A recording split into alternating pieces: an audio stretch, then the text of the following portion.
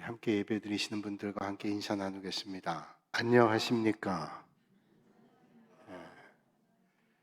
안녕하단 말이 참 요즘에 귀해요.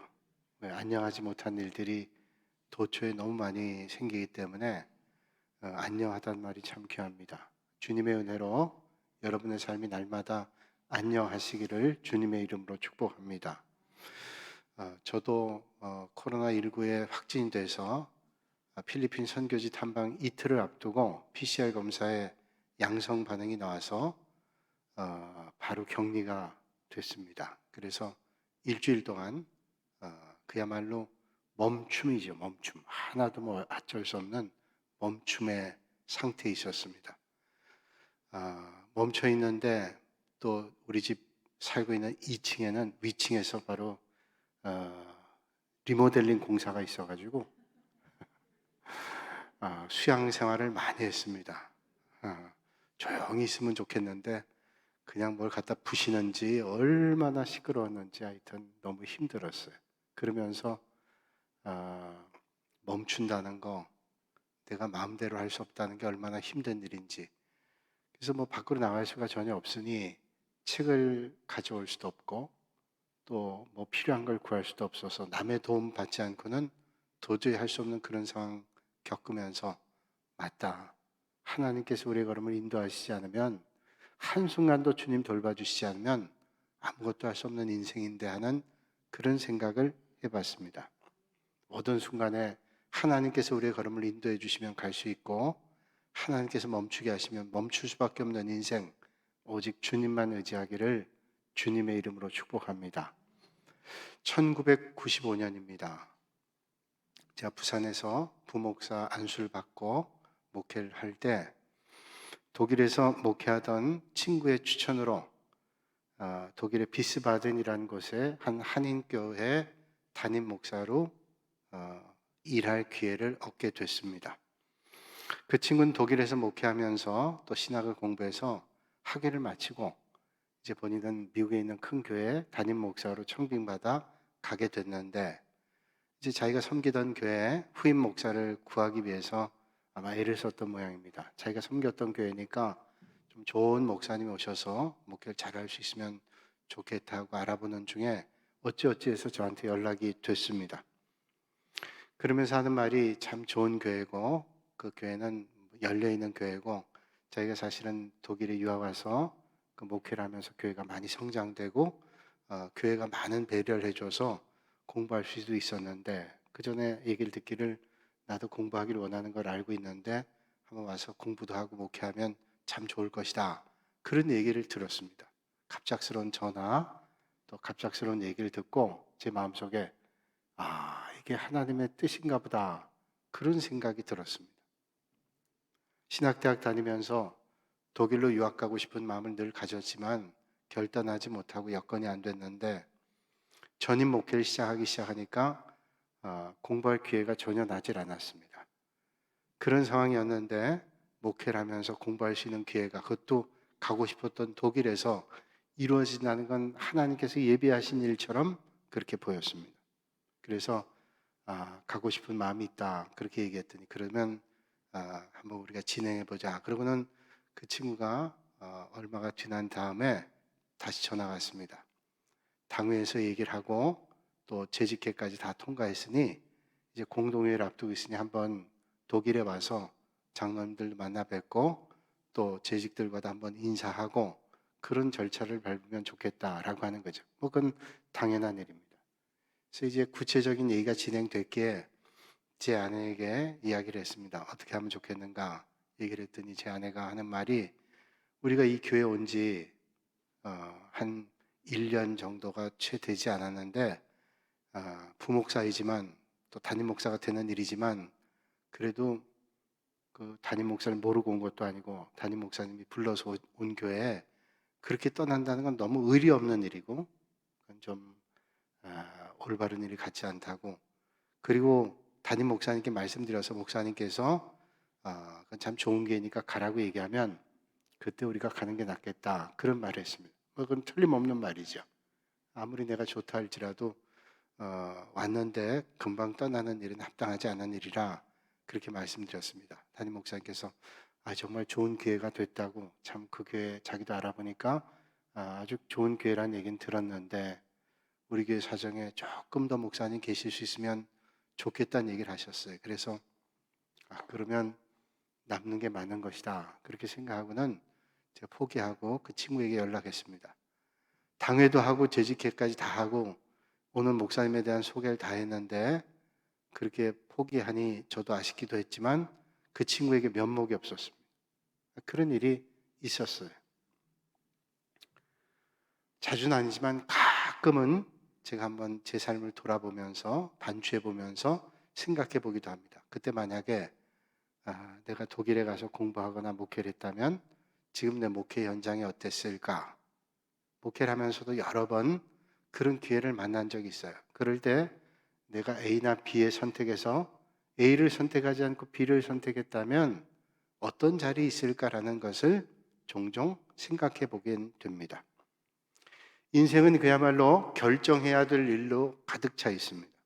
어렵지 않은 선택도 있지만 정말로 어려운 선택을 해야 될 때도 있습니다. 또 그런 선택들은 긴급한 시간을 요합니다. 여유 있는 시간을 주지도 않아요. 그래서 빨리 선택해야 될 때도 있습니다. 스위스에서 있었던 실화가 있죠. 스위스는 관광객들이 많이 갑니다.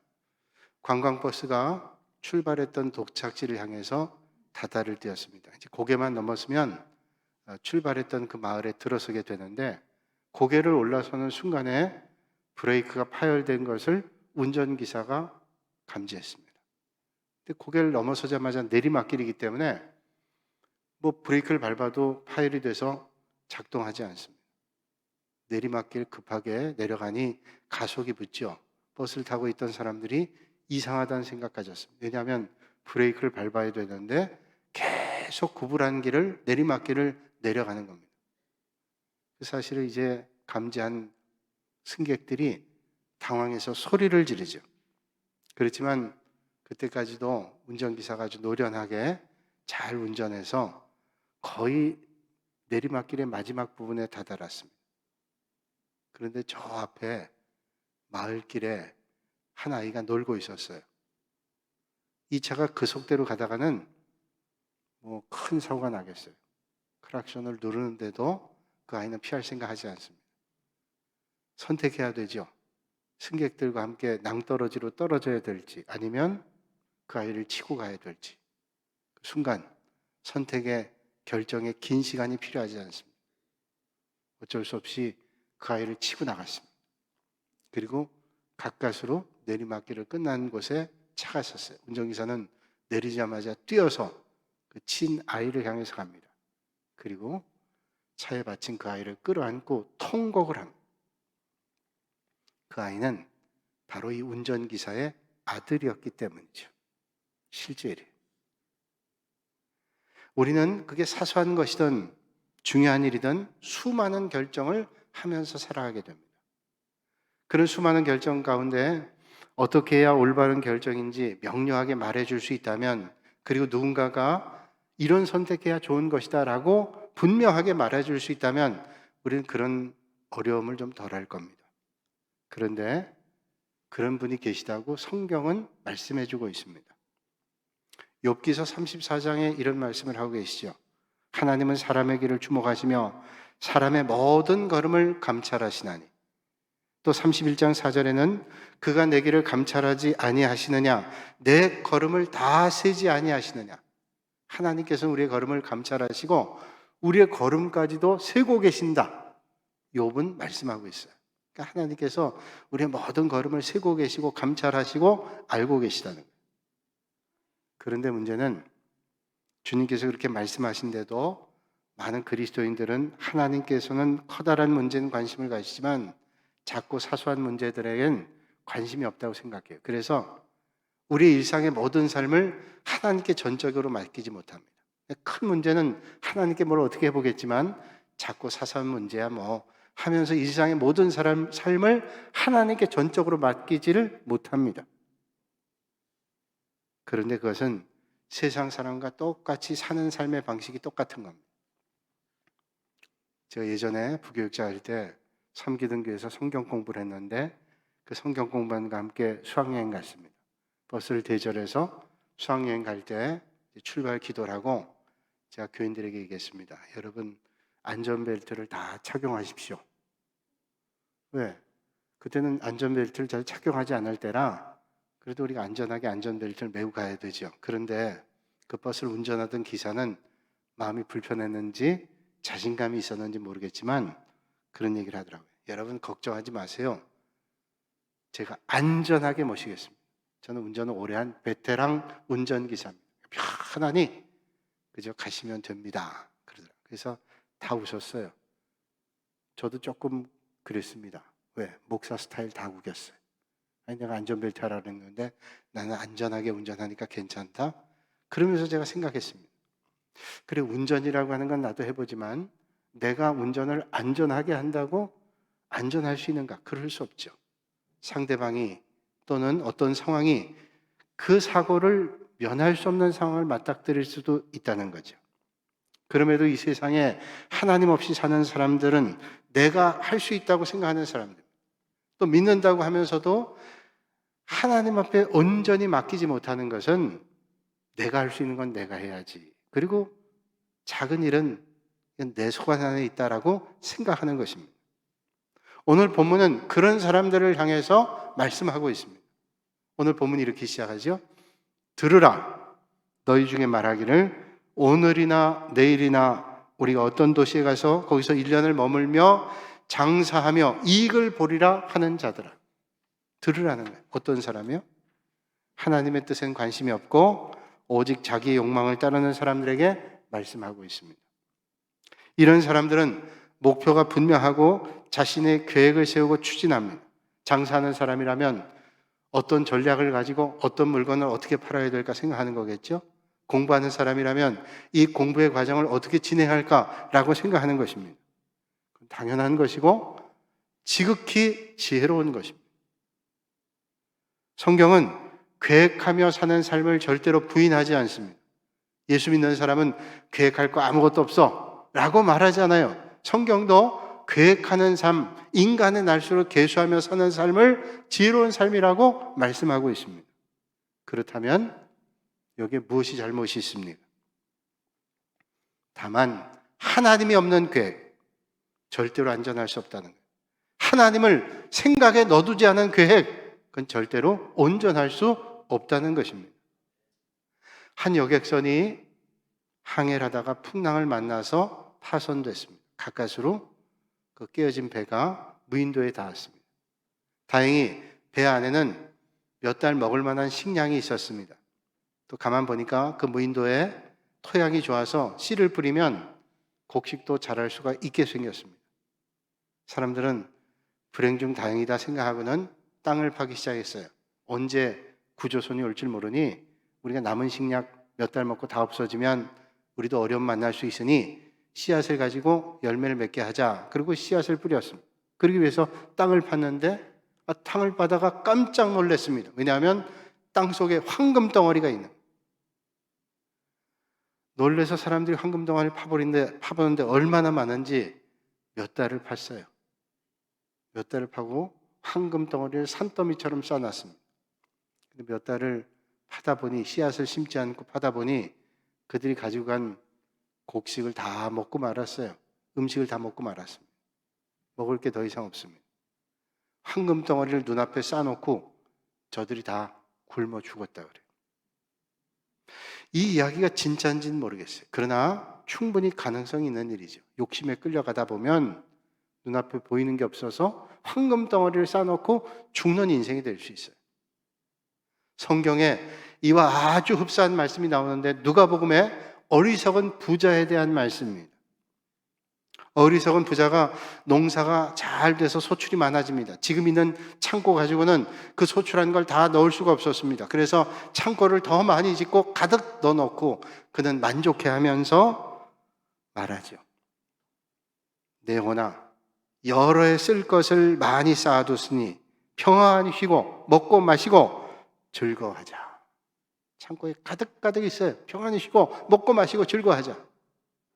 그런데 성경은 말씀하죠. 하나님께서 그날 밤에 나타나셔서 이 어리석은 자여, 오늘 밤 내 영혼을 도로 찾으리라. 그러면 네가 예비한 것이 누구의 것이 되겠네? 하나님 말씀하시네. 네가 창고에 아무리 많은 것을 쌓았다 할지라도 오늘 밤에 내 영혼을 하나님께 찾아가신다면 네가 쌓아놓은 것이 누구께 될 거냐? 말씀하죠. 무슨 말입니까? 아무리 많이 거둬도 하나님께서 내 생명을 보존하지 않으면 그 인생은 헛된 인생, 허탄한 인생을 사는 것이다 말씀하고 있습니다. 그렇습니다. 하나님이 없는 계획, 하나님이 없는 안전 절대로 보장할 수 없습니다. 오늘 이 아침에 여러분들은 어떠신지요? 뭔가 새로운 계획을 설정하면서 하나님의 뜻을 묻고 시작하고 계시는지요? 먹고 마시는 삶이 나쁜 것 아닙니다. 부유하게 살겠다고 하는 게 문제가 아닙니다. 그러나 거기에만 도취돼서 그렇게 사는 삶이 전부라고 생각하는 것은 큰 문제입니다. 왜 잘 사는 게, 부자 되는 게 잘못된 거예요? 또 먹고 사는 삶이 뭐 나쁜 겁니까? 그런데 거기 취해 있으면 안 된다는 거예요.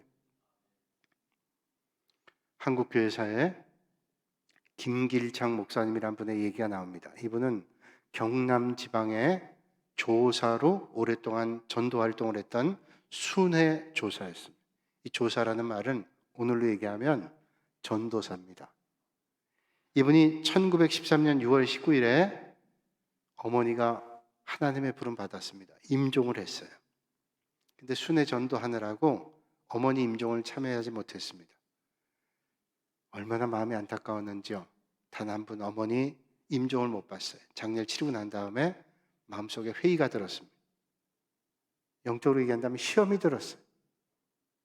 아니, 내가 전도한다고 이렇게 돌아다니는데 어머니 임종도 보지 못한 자식이고 또 내가 이렇게 전도하고 다니면서 평생 육신의 호강은 받을 길이 없을 것 같고 내가 목사도 아니고 조사인데 이러다가 끝나면 어떡하나. 마음속에 자꾸 시험이 되니까 시험에 꼬리를 드는 거예요.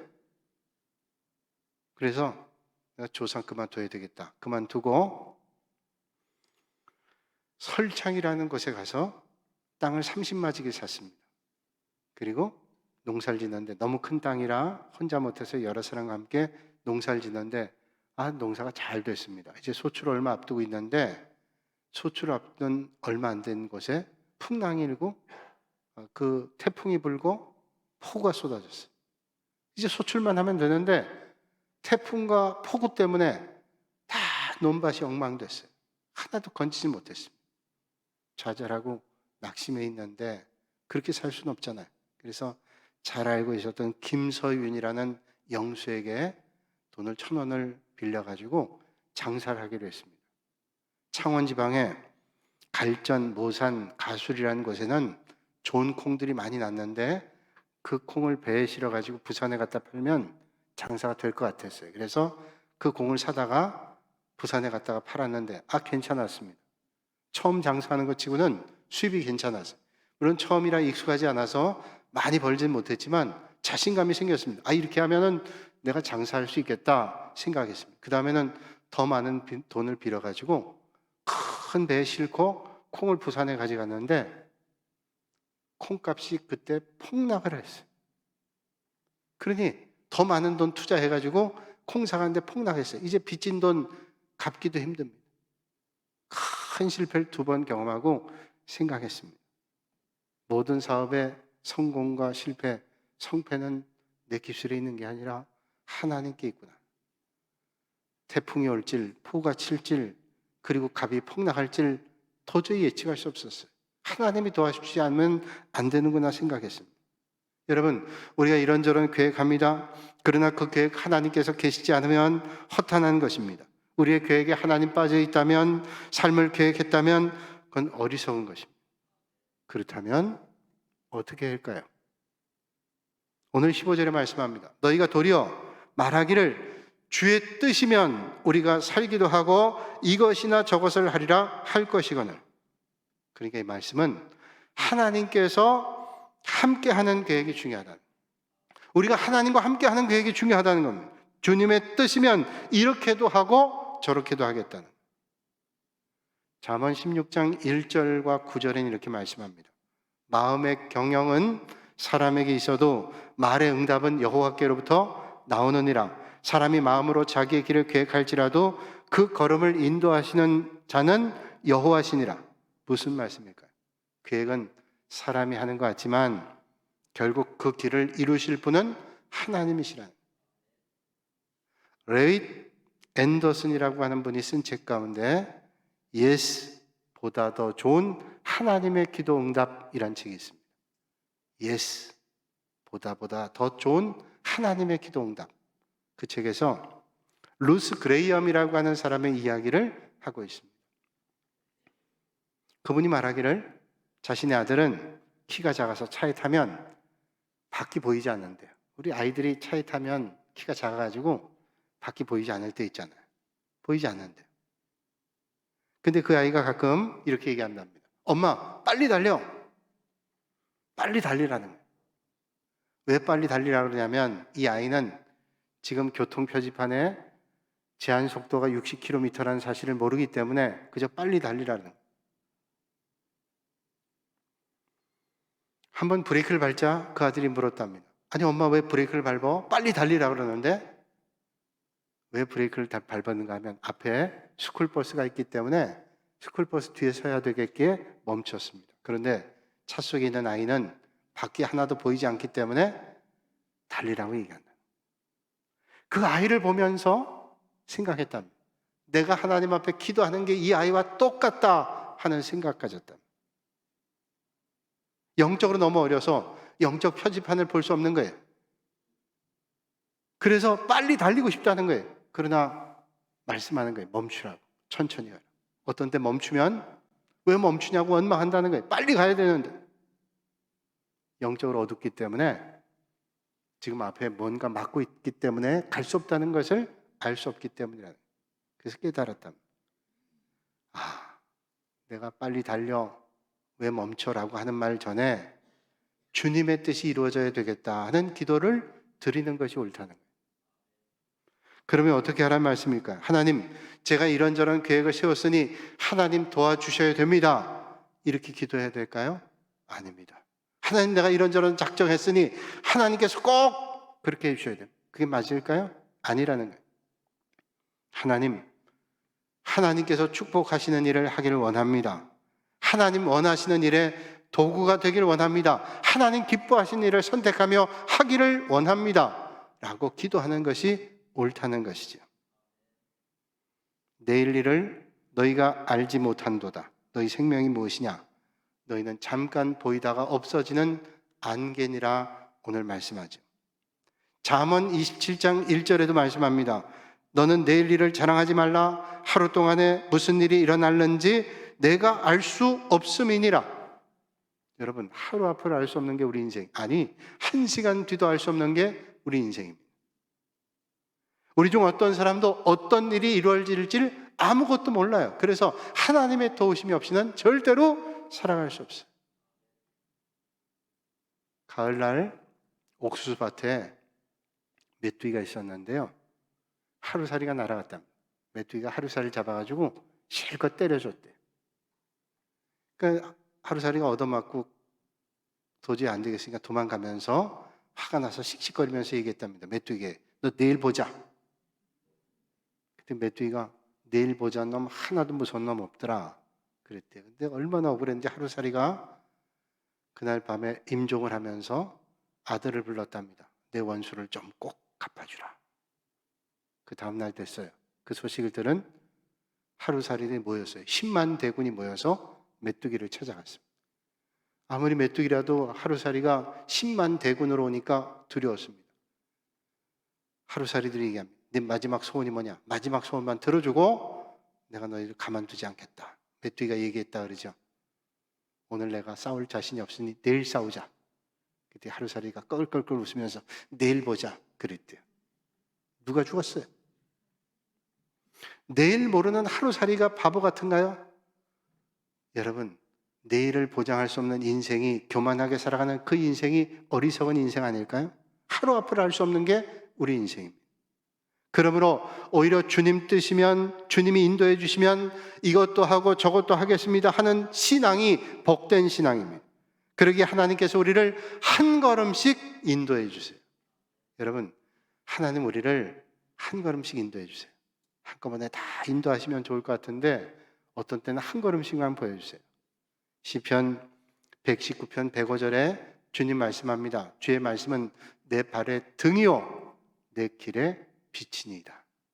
옛날에 여행하는 사람들은 기름 등잔 가지고 다녔어요. 조그만 기름 등잔 가지고 다니면 내 발 앞만 보입니다. 그러나 그 앞을 보면서 그 위험을 피해가요. 앞을 보면서 가는. 하나님께서 때때로 우리를 그렇게 인도해 주세요. 멀리 그렇게 보게 하지 않을 때도 있습니다. 왜 그러실까요? 하나님께서 우리가 무조건 멀리 보는 게 유익하지 않을 때도 있기 때문에. 여러분, 만약에 우리가 높은 고지에 다다르게 결국 되게 될 거지만 그 가는 여정이 너무 힘들다고 생각해 보세요. 아휴, 내가 포기해버리지. 그 가는 길 너무 힘든데. 여러분, 지난 삶을 돌아보세요. 지난 삶에 여기까지 올 때 힘겨운 일들이 있었다면 그 길 가고 싶으세요? 아니에요. 하나님께서는 한 걸음씩 인도하시다. 그래서 그 목적지에 다다를 수 있도록 우리를 연단하기도 하고 훈련하기도 하고 강화시키면서 하나님께서 우리를 인도하시죠. 이스라엘 백성들이 광야 생활할 때 하나님께서 구름 기둥과 불 기둥으로 인도하셨습니다. 구름 기둥이 뜹니다. 가야 됩니다. 멈추면 서야 됩니다. 가고 싶어도 갈 수 없고, 그리고 서고 싶어도 설 수 없어요. 가면 가고 서면 서야 됩니다. 어떤 데는 하루 멈추면 하루 멈춰야 됩니다. 1년 멈추면 1년 멈춰야 됩니다. 하나님 뜻에 따라서 모든 일들을 해나가야 돼요. 그들은 구름이 어디로 인도할지 몰랐어요. 그러나 하나님께서는 가장 올바른 길로 인도할 걸 믿었습니다. 여러분, 오늘 우리가 어디로 가야 될지 몰라도 하나님이 인도하시면 반드시 옳다라는 믿음의 길을 가지고 하나님의 인도하심을 따를 수 있는 여러분들이 되시기를 주님의 이름으로 축복합니다. 오늘 설교 끝난 다음에 찬송가를 425장으로 바꿔 부를 겁니다. 425장은 이렇게 시작하죠. 주님의 뜻을 이루소서라고 시작하는데 아델레이드 에디슨 폴라드라고 하는 여인이 부른 작시한 찬송입니다. 이분은 어려서부터 아프리카에 선교하기로 마음에 소원했어요. 모든 걸 바쳐서 주님 몸된 교회와 하나님의 나라를 위해 선교한다는 거 하나님께서 기뻐하실 걸로 알았습니다. 그래서 선교사 준비를 위해서 무디 성경학교를 졸업하고 기독교 계통의 학교에서 교사로 섬기고 선교 활동을 해서 모금도 하고 선교 사역에 간접적으로도 애를 썼습니다. 그렇게 아프리카 선교사 가기 위해서 최선 다해서 섬겼는데 시도했던 일들이 잘 되질 않아요. 선교사의 길이 열리지 않았습니다. 1902년 폴라드 여사가 40살이 됐을 때 건강이 너무나 좋지 않아서 병원에서 확인했더니 당뇨병인데 급성 당뇨병이 와가지고 실신한 적도 한두 번 있는 게 아니에요. 아주 몸이 약해졌습니다. 합병증까지 생겼습니다. 너무 낙심됐어요. 내가 건강한 몸을 가지고 선교하기도 힘든데 이런 병 가지고 어떻게 해야 되나 낙심이 됐어요. 그러나 그 꿈을 버릴 수 없어서 하나님 앞에 계속 기도했습니다. 한 기도 모임에 참석해서 기도하고 있었어요. 절망도 되고 낙심도 되고 하나님 도와달라고 기도했습니다. 그때 맞은편에 있는 할머니의 기도 소리가 자연스럽게 자기 귀에 들려왔습니다. 그 할머니 기도입니다. 주여, 상관이 없습니다. 저희에게 어떤 걸 주시든지 그저 주님의 뜻을 이루기를 원합니다. 주님, 상관없습니다. 저에게 어떤 걸 주시든지 그저 하나님의 뜻만 이루어지기를 원합니다. 어떻게 저런 기도를 할까 마음속에 생각했어요. 어떤 것을 주시든 상관없다고 그저 하나님의 뜻만 이루어지기를 원한다. 집에 들어왔는데 계속 그 기도가 떠나질 않아요. 성경 읽는 중에 예레미야 18장 3절 이하의 말씀과 딱 맞았습니다. 그래서 이런 찬송시를 썼습니다. 주여, 당신의 길을 택하시옵소서. 주께서 가시고자 하는 길을 택하시옵소서. 주님은 토기장이시고 저는 진흙입니다. 주님의 뜻을 따라 저를 빚어 만드소서. 저는 순종하며 조용히 기다리겠습니다. 폴라드는 선교 사명을 포기하지 않았어요. 그리고 드디어 아프리카의 선교사로 파송받습니다. 그리고 그의 숨을 거둘 때까지 아프리카 선교 사역을 멈추지 않았습니다. 사랑하는 여러분, 여러분의 앞으로의 삶이 어떻게 전개될 것인지 알 수가 없습니다. 그러나 그것 때문에 하나님을 더 신뢰할 수 있고 그것 때문에 더 하나님을 의지할 수 있습니다. 앞이 보이지 않을 때 인도하시는 주님을 의지할 수 있는 거예요. 그러므로 우리가 할 수 있는 것은 더 하나님을 의지하는 것입니다. 오늘 이 아침에 오직 하나님만 의지하시는 여러분들이 되시기를 바랍니다. 바울은 로마를 가기를 원했어요. 내가 바울이 로마에 가서 복음 전해야지. 그러나 그가 그러기에 앞서 어디로 갈 것인가의 문제에 대해서 하나님의 뜻을 물었습니다. 그는 이렇게 고백하죠. 어떻게 하든지 이제 하나님의 뜻 안에서 너희에게 나아갈 좋은 길 얻기를 구하노라. 바울은 언제나 하나님의 뜻 안에서라고 구했습니다. 사랑하는 여러분, 앞으로 여러분의 계획은 무엇입니까? 그 계획의 첫 자리에 하나님의 뜻이 들어가 있으시길 바랍니다. 하나님께서 원하시는 게 뭔가를 물어보실 수 있기를 바랍니다. 그리고 하나님을 의지하고 계획하고 하나님과 함께 하심으로 하나님의 인도함을 받으시고 늘 하나님의 뜻 안에 하나님과 함께 동행하시는 여러분의 삶이 되시기를 주님의 이름으로 축원합니다. 거룩하신 아버지 하나님, 주님의 은혜 가운데 저희를 인도하여 주시고 오늘 이 아침에 하나님 앞에 나와 예배드리고 하나님의 인도하심을 바라볼 수 있도록 은혜 주시니 감사합니다. 어떤 자리에 있든 어떤 일을 하든 어떤 상황이 있든 하나님의 인도하심을 받고 하나님의 뜻 안에서는 저희들 모두가 되게 하여 주시옵소서. 예수님의 이름으로 기도하옵나이다. 아멘.